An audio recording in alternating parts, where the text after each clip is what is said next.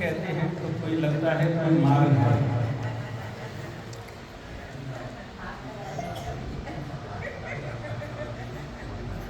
एक मार्ग हमें स्वर्ग की तरफ ले जाता, एक मार्ग नरक की तरफ ले जाता। एक तरह का मार्ग हमें तमाम तरह की खुशहाली देता, एक दूसरा मार्ग तमाम तरह की आपत्तियां देता, तकलीफ देता। लेकिन मार्ग से पहले हमें ये निश्चित करना चाहिए कि हमारा लक्ष्य क्या है, हमारा मुकाम क्या है। कि जब लक्ष्य का ज्ञान हो तो मार्ग खोजना सुलभ हो जाता है। हम जब बाहर निकलते हैं तो लोगों से मार्ग पूछने से पहले ये पूछते हैं कि हमें वहाँ जाना है और वहाँ जाने के लिए मार्ग कौन सा है। कोई किसी से पूछे मार्ग बताओ तो कोई मार्ग नहीं बता पाएगा जब तक लक्ष्य नहीं बता देगा। आवाज ज़्यादा हो गई।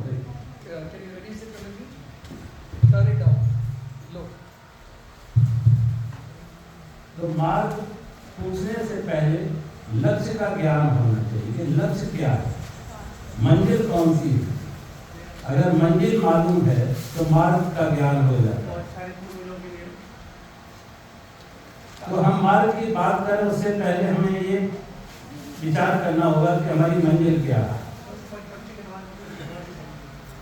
हम सब अपने जीवन में जो भी है क्या खोज रहे हैं। हम भारत से यहाँ आए किस खोज में आए। कितने भारतीय जो यहाँ पे आज फंस गए हैं, यहाँ पे खोज क्या थी वहाँ से यहाँ आने के लिए। वहाँ क्या नहीं था जो यहाँ है। तो बात यही होगी कि वहाँ हमें उतना सुख नहीं था जितना सुख हमें यहाँ है। हर आदमी की जो खोज है जीवन की वो है सुख की खोज, सर्च ऑफ हैप्पीनेस। अगर सुख की खोज हमारे जीवन का मुकाम है, मंजिल है, लक्ष्य है, तो थोड़ा ये भी विचार कर लें कि फिर सुख क्या है। क्योंकि सुख कोई ऐसी चीज नहीं है जो सभी के लिए एब्सोल्यूट हो, सार्वभौमिक हो, सभी एक पत्र से जुड़े, ऐसा भी नहीं है। हर व्यक्ति के सुख अलग अलग।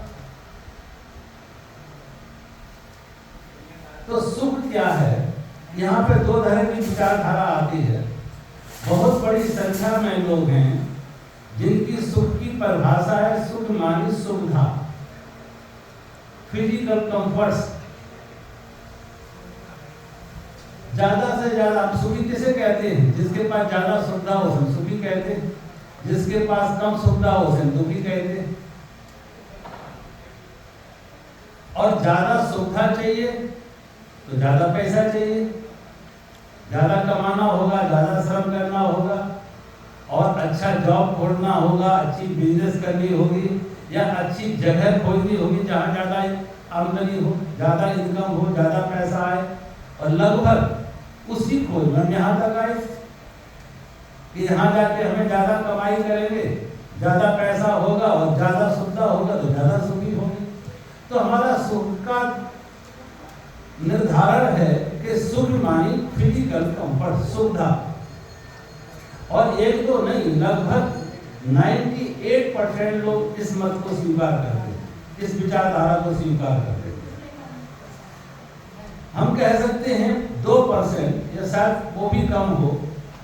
कुछ लोग ऐसे हैं जिन्होंने सुविधा को सुख नहीं कहा, उन्होंने सुख कहा पीस ऑफ माइंड, मन की शांति।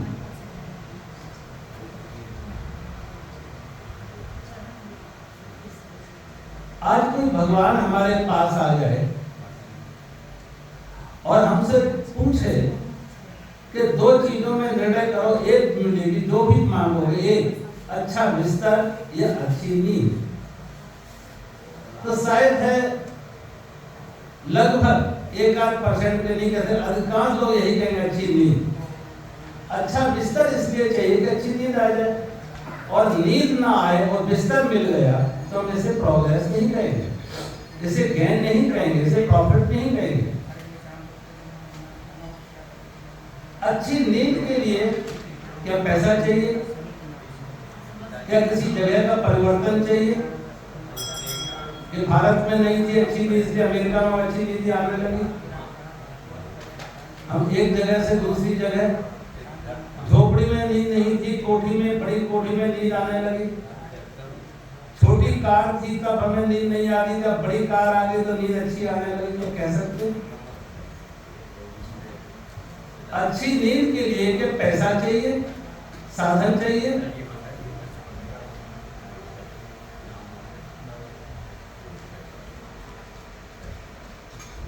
तो अच्छी नींद में क्या होता? अच्छी नींद में है मन की शांति, पीस ऑफ माइंड। तो एक मार्ग यह है कि सुविधा का, जिससे विज्ञान और टेक्नोलॉजी पैदा हुई कि ज्यादा से ज्यादा लोगों को सुविधा दी जाए, और वैज्ञानिक साधनों के द्वारा कैसे। पहले लोगों के पास साइकिल नहीं होती थी, अब सोचो क्या क्या आ गया। हमारे आपके पेरेंट्स, ग्रैंड पेरेंट्स के पास इतनी सुविधा नहीं थी जितनी आज हम सबके पास है। लेकिन क्या कह सकते हैं हम उनसे ज्यादा सुखी हैं? उनके पास सुविधा नहीं थी, शांति थी। उनके पास अच्छा बिस्तर नहीं था, लेकिन अच्छी नींद थी। तो दो रास्ते यहाँ खड़े हुए। एक रास्ता हुआ विज्ञान का, जिस विज्ञान ने हमें टेक्नोलॉजी से ज्यादा फिजिकल कंफर्ट प्रोवाइड कराए, विज्ञान में। दूसरा रास्ता था अध्यात्म का, जिसमें पीस ऑफ माइंड कैसी आए। अब मैं कहें किसी डॉक्टर के पास जाए कि डॉक्टर साहब मन की शांति के लिए कोई बताओ उपाय, के डॉक्टर के पास है कोई उपाय है? ज्यादा से ज्यादा डॉक्टर के पास वो क्या है? वो मेडिसिन देगा, ट्रैंक्विलाइजर्स देगा, कंपोज देगा। तो दो मार्ग हैं मन की शांति के लिए। एक है मेडिसिन का, दूसरा मेडिटेशन का। कोई डॉक्टर मेडिटेशन नहीं सिखाएगा, मेडिसिन दे सकता है। हमारे भारत के ऋषियों ने, महापुरुषों ने, गुरुओं ने हमें ध्यान की बात बताई, हमें मेडिटेशन की बात बताई, हमें अध्यात्म की बात बताई, हमें अंतर्मुखी साधना की बात बताई। मेडिसिन तो एक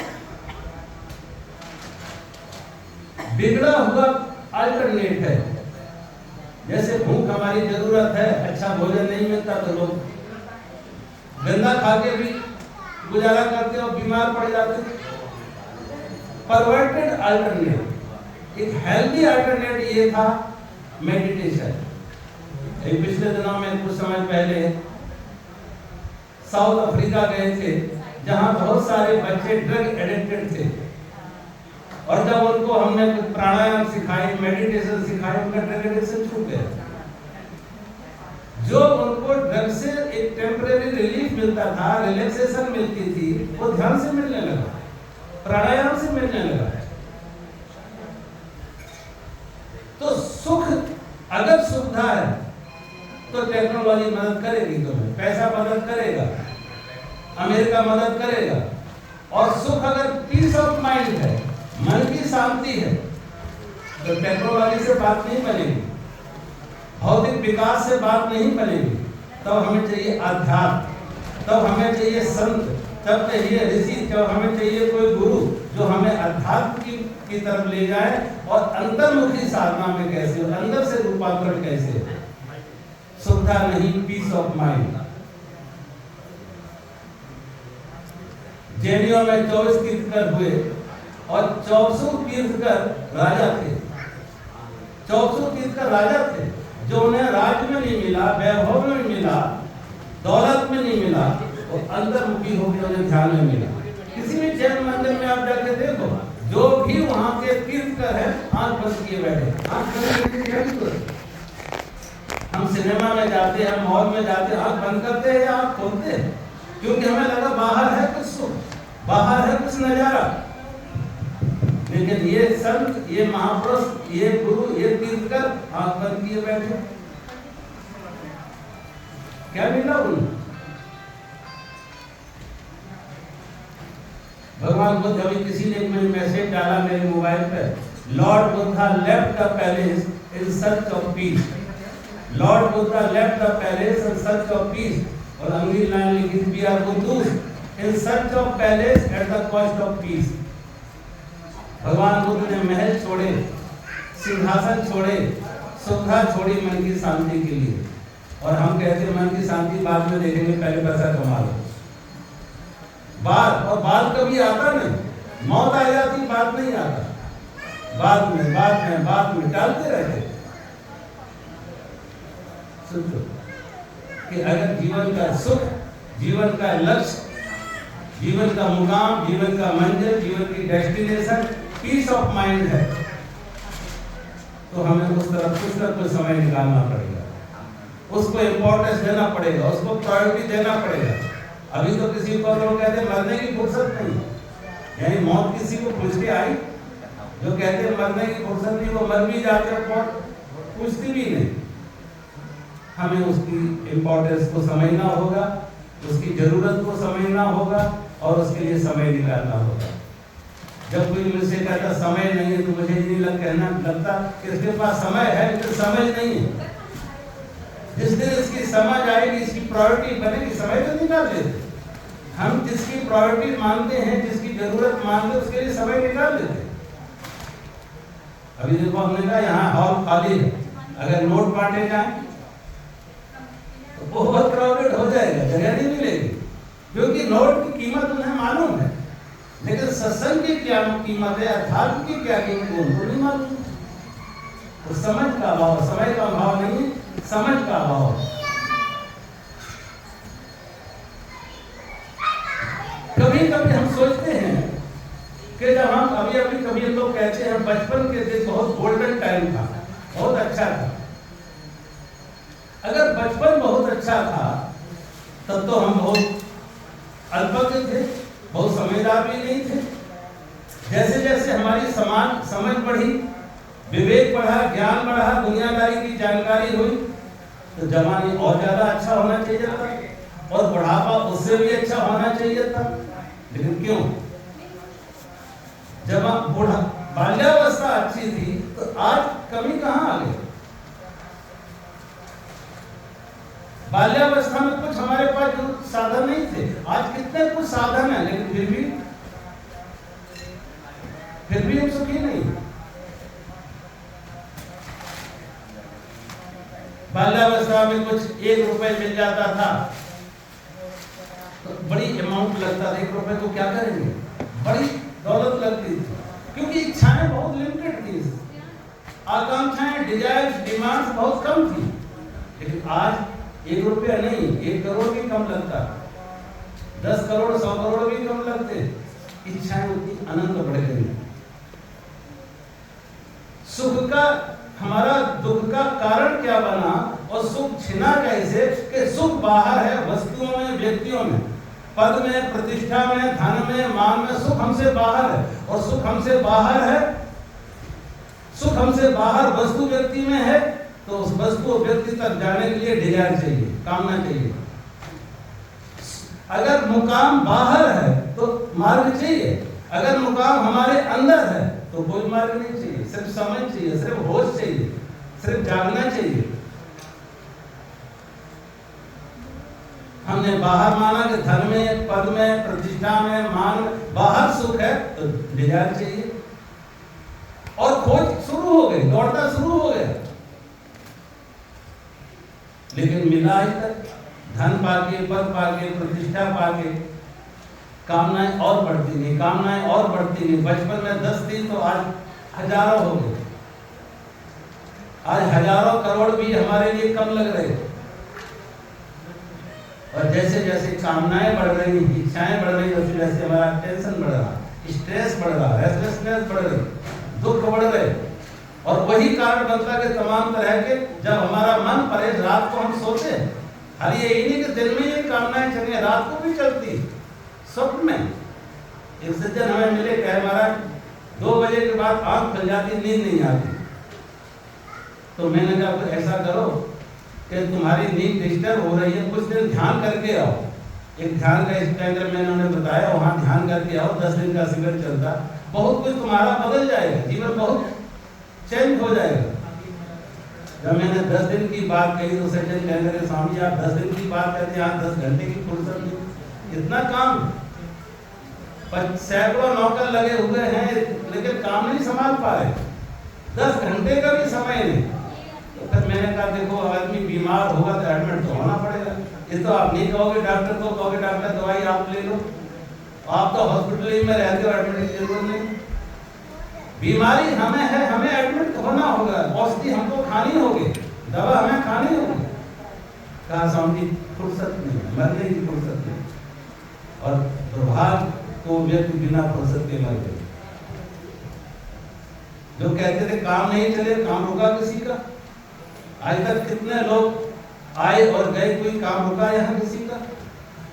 हमारी दुर्भाग्य से हमारी समझ ये है कि कहीं सत्संग हो रहा था तो छिपकुली सत्संग में जाने को किसी ने कहा चलो, वो कहने लगे हम हटे तो छत गिर जाएगी। जैसे छिपकुली छत संभाले है कि हम हटे तो छत गिर जाएगी, ऐसी हम दुनिया को संभाले कि हमारे बिना दुनिया नहीं चलेगी। हम ना होते दुनिया ना होती, हम चले जाते दुनिया में कोई फर्क नहीं आता। आज जो हमारी ये स्थिति है कि हमने जो चाहिए उसकी समझ नहीं बनाई, उसके लिए अंदर से कोई जिज्ञासा पैदा नहीं, अंदर से कोई चाह पैदा नहीं होती मैं उसके लिए कुछ करूं। अभी भी खोज वही है बाहर बाहर। रबिया नाम की एक फकीर एक दिन सड़क के बाहर कुछ खोज, सड़क पर खोज रही है, पोल स्ट्रीट के नीचे, लाइट के नीचे, स्ट्रीट लाइट के नीचे। रास्ते जाते लोगों ने पूछा रबिया क्या खो गई, क्या खोज रही? रबिया ने कहा मेरी सुई खो गई, मैं उसे खोज रही। लोगों को लगा ये बूढ़ी है, ठीक से दिखता नहीं, हम इसकी मदद करें। लोग खोजने लगे उसके साथ, घंटे 2 घंटे खोजने के बाद किसी ने पूछा रबिया कुछ याद है गिरी कहाँ है, कुछ स्मरण है, कुछ याद है गिरी कहाँ? उसने कहा हाँ याद है। कहाँ गिरी है? कहते कमरे के अंदर गिरी। अरे कमरे के अंदर अगर सुई गिरी है तो सड़क पर क्यों खोज रही है? कहते अंदर अंधेरा कैसे खोजूं, बाहर रोशनी है इसलिए बाहर खोज रही है। लोग कहने लगे रबिया तू तो पागल, तूने सुई खोई है, कमरे में खोज रही है सड़क पर, कितना ही श्रम कर लो, कितना ही समय लगा लो, कभी मिलने वाली नहीं। बस तू कहीं खोई और अन्यत्र खोज रहे हो, कोई उपाय नहीं मिलने का। रबिया भी हंसने लगी, अगर मैं पागल हूं तो तुम कौन से समझदार? तुमने अपने बारे में सोचा, तुमने अपना सुख, तुमने अपनी शांति खोई कहाँ है और खोज कहाँ रहे?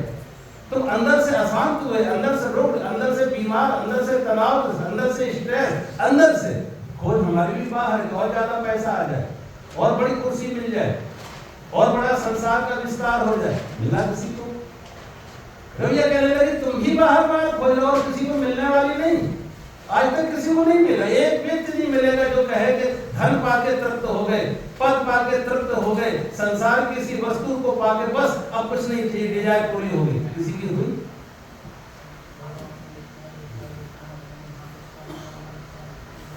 डिजायर का अर्थ है कि सो कम से बाहर वस्तु और व्यक्तियों में, और कितने इकट्ठा कर। तो हम करते क्या है, जो इच्छा है वो कामना कांटे की तरह चुभती है। जैसे कांटा शरीर को चुभता है, कामना मन को चुभती है। कांटा शरीर को चुभता, मन कामना मन को चुभती है। अब किसके पास कितना दर्द है तो कांटे गिन लो, किसके पैर में जितने ज्यादा कांटे हैं उतनी ज्यादा वेदना होगी, दर्द होगा। ऐसे ही उसके मन में बेचैनी कितनी, उसकी कामनाएं देख लो, ज्यादा जितनी ज्यादा कामना है उतनी ज्यादा बेचैनी होगी, उतना ज्यादा स्ट्रेस होगा, उतनी ज्यादा रेस्टलेसनेस होगी। अब बचपन से अभी तक बढ़ी हैं या कम हुई है? सोचो, बचपन से अभी तक कामनाएं कम हुई हैं या बढ़ी? तो कोई नहीं कहेगा कम हुई है, बढ़ी है हर किसी। और जब बढ़ी हैं तो अशांति ज्यादा है, तनाव ज्यादा है, बेचैनी ज्यादा है, दुख ज्यादा है। कभी कभी हम लोग सड़क पर निकलते हैं कहीं पहुंचाने के लिए, लेकिन वहां लिखा हुआ था यहाँ के बहुत सारे, मान लो यहाँ का कोई सैक्रामेंटो कोई भी शहर है, हम वहाँ जा रहे थे, लॉस एंजल्स जा रहे थे, और लिखा था कि यहाँ से 500 किलोमीटर, और 2 घंटे चलने के बाद वहाँ लिखा है 700 किलोमीटर। अगर 2 घंटे ड्राइव करने के बाद भी डिस्टेंस बढ़ गया, इसका अर्थ क्या है कि रास्ता गलत ले लिया, रास्ता गलत ले लिया। जरा अपने बारे में सोचो, जिस दिन हमने सुख के मार्ग के लिए, सुख के लिए निकले थे, सुख की मंजिल पर पहुंचने के लिए निकले थे, तो सुख बढ़ा या दुख बढ़े? अगर सुख बढ़े हो और दुख कम हुआ हो तो हम कह, शांति बढ़ी हो अशांति कम हुई हो तो हम कह सकते मार्ग सही है। लेकिन हर किसी का अनुभव यही कहेगा अशांति और बढ़ गई, तनाव और ज्यादा बढ़ गया, स्ट्रेस और ज्यादा बढ़ गया। हम लोग व्यापार करते हैं, व्यापार में हर साल आप अपनी ऑडिट करते हैं, इनकम क्या है, एक्सपेंडिचर क्या है, प्रॉफिट में जा रहे हैं या लॉस में जा रहे हैं, और अगर लॉस में जा रहे तो क्या उस व्यापार को हम कंटिन्यू करते हैं? अगर लॉस में जा रहे उसे बंद करते हैं। अगर हमने देखा कि डिस्टेंस बढ़ गई है तो रोकते हैं गाड़ी को, पीछे मुड़ते हैं। लेकिन जिस गाड़ी में हम लोग बैठ गए, इस जीवन की गाड़ी में, इसे वापस पीछे नहीं लेने को तैयार। अब तो दौड़ पड़े, निकल पड़े।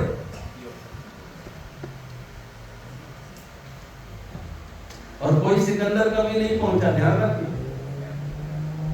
कल मैं कह रहा था सिकंदर जब भारत में आया, एक साधु को यूनान ले जाना था। साधु के पास गया तो मैं यूनान ले जाना, साधु का मैं सब जगह हूँ, मेरी कोई इच्छा ही नहीं है कहीं जाने आने की, मैं आत्मा के रूप में सर्वव्यापक हूँ।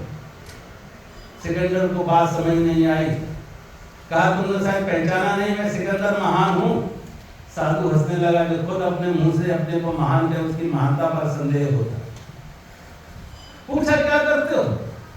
सिकंदर ने कहा मैंने यूरोप को जीता, अब क्या करोगे? भारत को जीतेंगे। फिर क्या करोगे? सारे एशिया महाद्वीप को जीतेंगे। फिर क्या करोगे? सारी दुनिया को जीतेंगे। साधु ने पूछा फिर क्या करोगे जब सारी दुनिया जीतेंगे? फिर क्या करोगे? अब फिर क्या करेंगे जब सारी दुनिया ही जीत ली, फिर क्या करो? उसने कहा फिर आराम करेंगे। जब कहा मैं आराम करेंगे, साधु हंसने लगा। आराम अगर जीवन का अंतिम पड़ाव है, मंजिल है, डेस्टिनेशन है, तो कहा देख ये गंगा की रेती काफी खाली पड़ी है, तुम भी लेट जा यहाँ, आराम कर। मैं बिना किसी झगड़ा झंझट के आराम ही तो कर रहा, और तू टाल रहा है, पोस्टपोन कर, अभी नहीं आगे, अभी नहीं आगे। लगता नहीं तू कभी आराम कर पाएगा। आराम होगी जाके शमशान में, मौत में।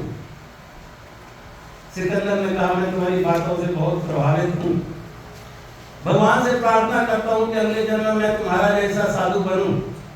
साधु हंसने लगा, अगले जन्म क्यों, अभी क्यों नहीं?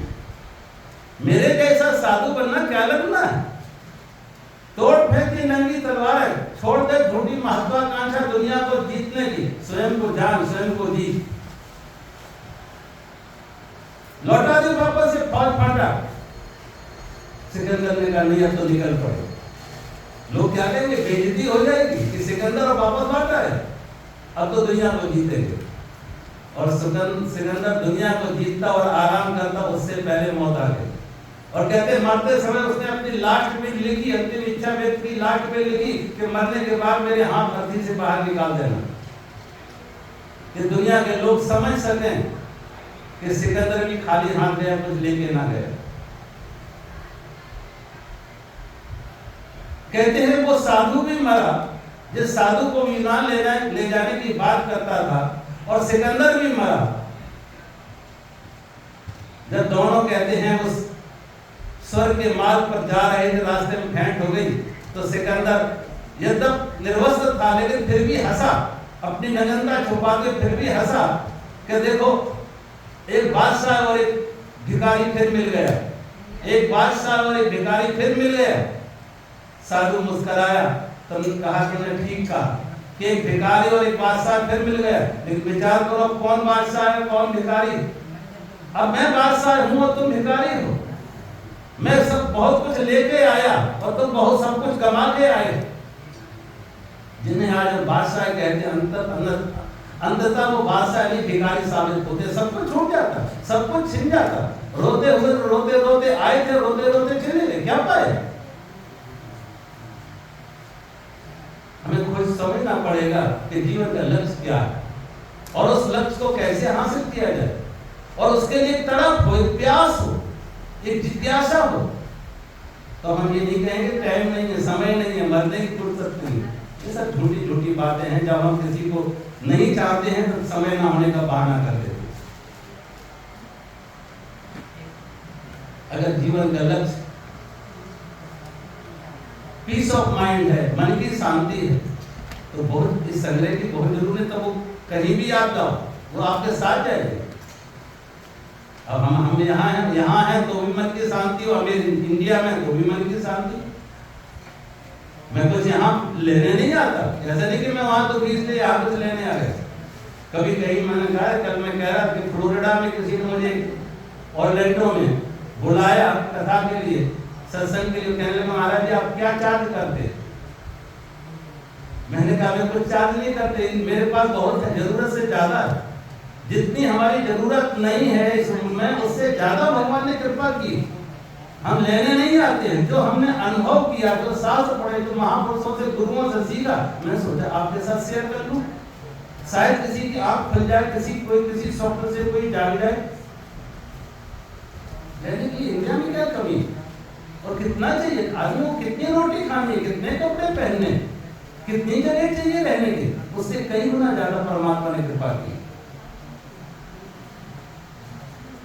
एक साधु ने तपस्या की, कहते हैं उसके सामने देवता प्रकट हुए, और देवता ने कहा कि कुछ मांग लो, मैं कुछ देने आया। साधु ने कहा मेरी कुछ मांग ही नहीं है, मेरी तो कोई मांग ही नहीं है। देवता ने कहा मांग नहीं, इसलिए हम देना चाहते हैं, मेरी खुशी के लिए कुछ मांगो। कहा मेरी खुशी के लिए कुछ मांगो। जब कहा बहुत अति आग्रह किया कुछ मांगो, तो साधु ने कहा जो मेरे प्रारब्ध में ना हो, जो मुझे नहीं मिलना है, जो मेरे भाग में नहीं, वो मुझे दे दो। कहते हैं देवता ने हाथ खड़े कर दिए, नहीं वो हम नहीं दे, वही दे सकते जो तुम्हारे भाग में। साधु ने कहा फिर मांगो क्यों, तो बिना मांगे भी मिलेगा। कहा नहीं फिर भी मांगो, वही मांगो जो भाग में है। साधु ने कहा ऐसा करो फिर, जो कल मिलना है उसे आज दे दो, एक दिन पहले दे दो, समय से पहले दे दो। देवता ने कहा हम ये भी नहीं कर सकते, भाग से अधिक नहीं दे सकते और समय से पहले भी नहीं दे सकते। साधु हंसने लगे, मांगना क्यों? कभी सोचो हम इतनी जो मांगे करते हैं, इसमें कहीं प्रारब्ध नहीं है, इसमें भगवान की कृपा नहीं है। बहुत ईमानदारी से सोचो कि आज जो हमें धन मिला, मान मिला, प्रतिष्ठा मिली, जो भी मिला, उसमें हमारी योग्यता थी या भगवान की कृपा थी? हमारा पुरुषार्थ था, उसकी कृपा थी। 100 में 99 अंदर से यही आवाज उठेगी कि भगवान की कृपा थी, हमारी योग्यता नहीं थी, हमारा पुरुषार्थ नहीं था, उसकी कृपा थी। और जिसने कृपा यहाँ तक की, कल भूलेगा हमें, कल छोड़ देगा हमें। ये हाय हाय किस लिए? क्या पाना है, क्या मिलेगा?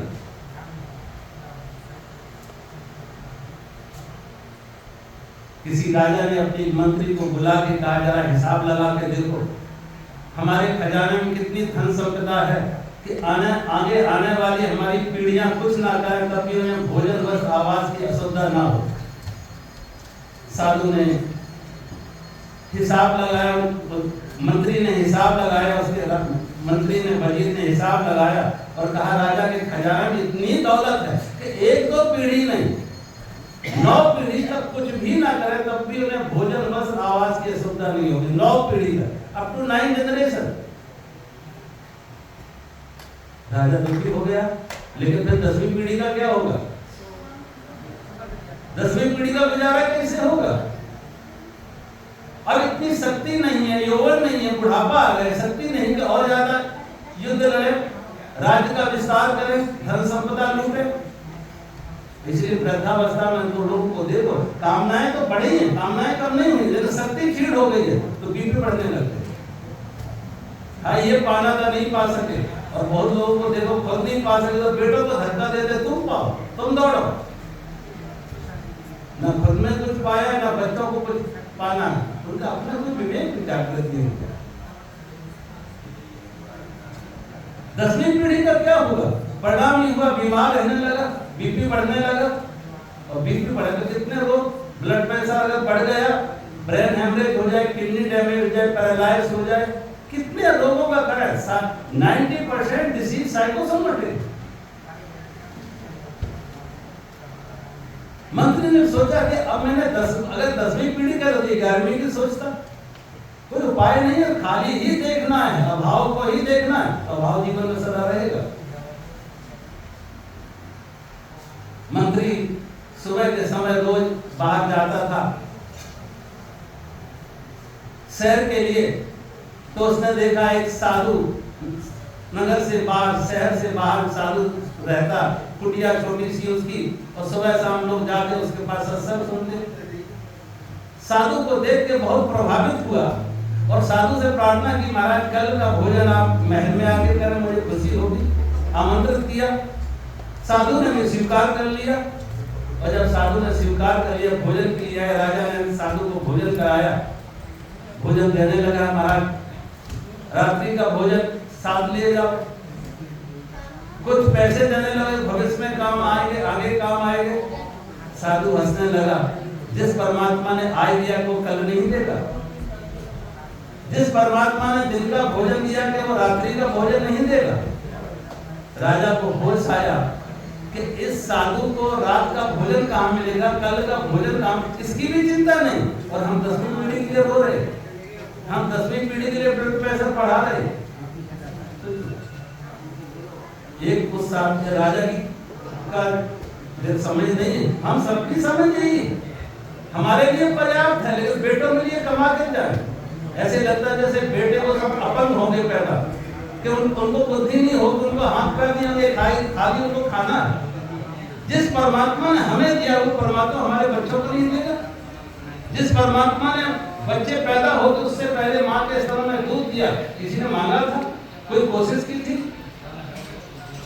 माँ के स्तनपान से बच्चे की उधर पूर्ति नहीं होती, तो अन्न फल पैदा किए, अन्न फल में मुंह दांत दिए भगवान ने, श्वास लेने के लिए हवा दी, पीने के लिए जल दिया, और तो और यदि सूर्य ना हो तो सृष्टि ना हो, जीवन ना हो, सूर्य की ऊर्जा से जीवन जुड़ा।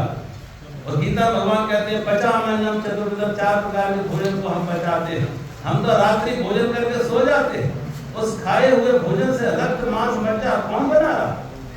आज तक दुनिया, अमेरिका में भी कोई ऐसी फैक्ट्री नहीं लगा सके जिसमें अनाज डालो, सब्जी फल डालो, खून बन जाए। ये भगवान की कृपा नहीं है, किसकी कृपा है? इसलिए मैं सोचना चाहिए कि हमारे जीवन का लक्ष्य क्या है। ये सुविधा साधन, भरतहरि जी ने बैराग सत्तों में एक बड़ी सुंदर कहानी लिखी कि एक मेढक को सर्प डस रहा, एक मेढक को सर्प डस रहा, सर्प लगभग, वो मेढक लगभग सर्प के मुंह में है, सर्प मुंह खुला हुआ है, लेकिन जो मेढक खुद सांप के मुंह में बैठा है, उसका मुंह खुला, उसके मुंह के सामने से कीड़ी निकलती, चींटी निकलती है, वो जीभ फैलाता उसको खाने के लिए, जो खुद मौत के मुंह में। हम सबकी यही स्थिति है कि जगत चवेना काल को, कुछ मुंह में कुछ दूर। हम सब काल से चवेना है, काल का ग्रास होने वाले हैं, लेकिन कितनी लंबी लंबी योजनाएं बनाते हैं, ऐसे लगता है जैसे हमें कभी जाना ही नहीं है यहाँ से छोड़ के। और दुर्भाग्य से मौत नजदीक आ रही है, और फिर भी आदमी होश में नहीं आ रहा कि कुछ ऐसी दौलत कमा लो, ऐसा धन कमा लो तो कल काम आए।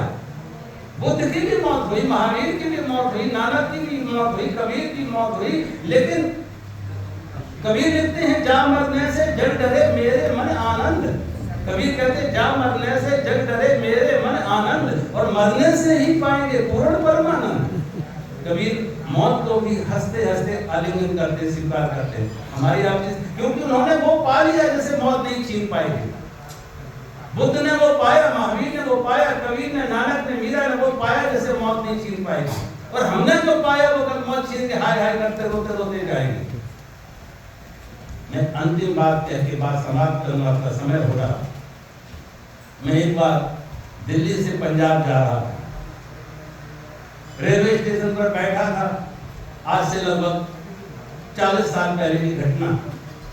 गर्मी का मौसम था, बिजली की, पंखों की सुविधा नहीं थी उन दिनों। एक आदमी 50 पैसे का, इंडिया की करेंसी 50 नए पैसे का पंखा बेच रहा था, लेकिन पंखा बेचते बेचते तो साथ में जोर से आवाज लगा रहा, 10 साल की गारंटी, 10 साल की गारंटी। मेरे पास बैठे एक व्यक्ति ने वो पंखा खरीद लिया, हाथ में पकड़ के 2-4 बार ऐसे ऐसे किया, पंखा टूट गया बीच से। और वो कह रहा 10 साल की गारंटी। उसको बुलाया, भाई तू कह रहा 10 साल की गारंटी, तो 10 मिनट भी नहीं चला, कैसे 10 साल चलेगा? उसने कहा आपने गलत ढंग से चलाया, मिस हैंडलिंग की है। उससे पूछा था तुम बताओ 10 साल कैसे चलेगा? उसने कहा पंखा हाथ में पकड़ो, गर्दन हिलाओ, पंखा हाथ में पकड़ो, गर्दन हिलाओ, 10 साल चलेगा।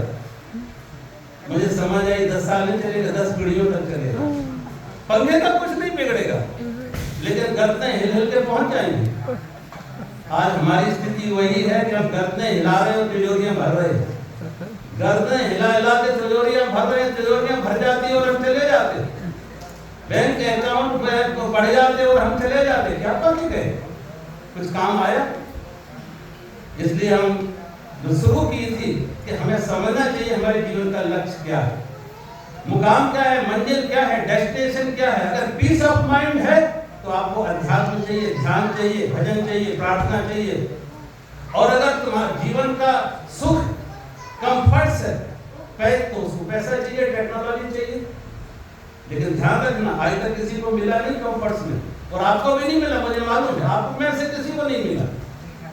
क्योंकि अभी भी जब तक तुम रेगिस्तान में दौड़ रहे हो, मिराज में दौड़ रहे हो, पानी मिलेगा, मिरेज है वहां, इल्यूजन है, लेकिन होता नहीं। मिरेज रहेगा, पड़ोसी सुखी है लेकिन सुखी नहीं, और वो पड़ोसी किसी और पड़ोसी को दिख रहा है, वो सुखी पहुंचा कोई नहीं। नानक दुखिया सब संसार, सुखिया वो जो नाम आधार, कोई तन दुखी, कोई मन दुखी, कोई धन में रहत उदास, और थोड़े थोड़े सब दुखी, वो सुखी राम के दास। जिन्होंने बाहर खोजा वो भटक गए, जिन्होंने अपने अंदर खोजा वो पा गए। मेरी शुभकामनाएं हैं, परमात्मा आपका मंगल करे, जीवन में जागरण आए और उस खोज में निकलो जो दौलत बाहर नहीं तुम्हारे अंदर है। इन्हीं शब्दों के साथ हम वाणी को विराम देते हैं।